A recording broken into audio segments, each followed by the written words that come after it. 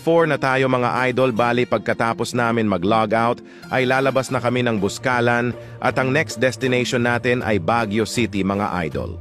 Ang sabi ng mga idol natin ay nasa 8 hours ang biyahe at nasa 180 kilometers from Buskalan to Baguio City. So tingnan natin kung gagabihin ba kami. 1 o'clock nga pala ang take-off namin sa Buskalan mga idol. Napakasarap talaga ng mga ganitong mga ganap sa buhay. Yung chill ride kasama ang mga tunay mong mga tropa at bulubundukin na view, priceless talaga. Isang magandang treasure sa buhay. Mga idol, kung makikita nyo na napakaganda ng panahon at maaliwalas ang kalangitan at may araw. Pero sasabihin kong tunay sa inyo, sobrang lamig dyan, halos katumbas din nung nasa fog kami. Nung nakabakbak kami ng 50 kilometers at di namin matiis ang lamig, nag-stop over muna kami para magpainit mga idol. Diretso? Laki ng butas ka dito ah.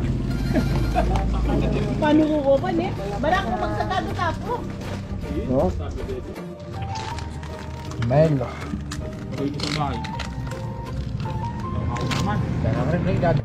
Pagkatapos namin mag-coffee break ay bumalik na kami sa bangking-bangking. Napakasarap mag-drive dito mga idol. Maayos ang daan at puro bangkingan at bundok ang view, mai-enjoy mo talaga mga idol. At habang patagal ng patagal ang aming pagdadrive ay unti-unti na kaming nakakakita ng fog for sure. Magiging yelo na naman kami neto mga idol. At dahil sobrang lamig ay bibigyan ko kayo ng awitin na pampatanggal ng lamig mga idol. I'm a boy with no break. I'm invisible. I win every single game. I'm so powerful. I don't need batteries to play. I'm confident. I'm unstoppable today. I'm unstoppable today. I'm unstoppable today. I'm unstoppable today. Ay, truck lang pala.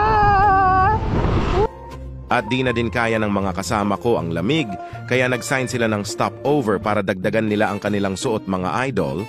Guys, napakalamig! Woo! Limo! Woo! Ramla! Na?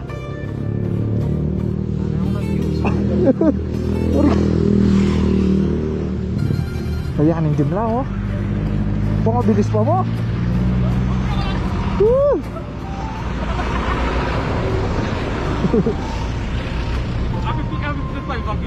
Happy pa yun.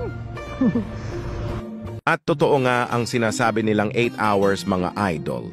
Dahil ginabi na kami nang nakarating kami sa Baguio City at sa aming nakuhang transient, ang pangalan ng nakita namin ay The Half House by Elmar Cabin.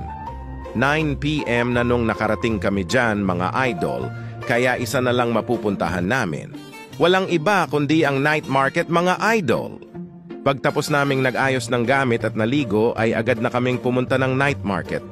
Dumiretso kami ng street food at doon na kami maghahapunan mga idol.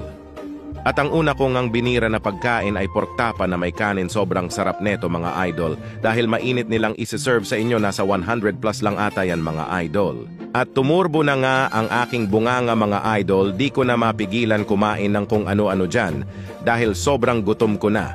At ang sarap talagang mag-food trip dyan. Dahil sobrang dami mong pagpipilihan, maraming masasarap na pagkain. Tataba talaga ang iyong tiyan. Ngunit papayat naman ang iyong wallet idol. Pagkatapos nga namin mag-food trip ay nag-window shopping na kami sa night market mga idol. Bali nilakad namin ang straight na daan mga idol. Lakad lang walang bili kasi paubos na ang budget at sinasave pa namin para bukas sa pasalubong para sa pag-uwi. At bigla ko ngang nakita si Pikachu at si Ash sumasayaw mga idol.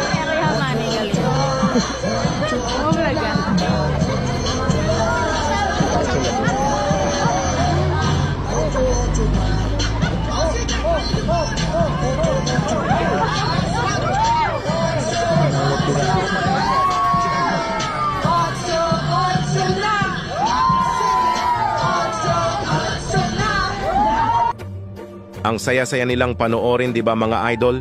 At siguro, dito na matatapos ang ating part 4 mga idol. Bali bukas na ulit ako magva-vlog ng kaganapan. Tingnan ko na lang kung hanggang saan pa aming kaganapan dahil uwian time na din kinabukasan. Hanggang sa muli, maraming salamat sa panood mga idol. Babush!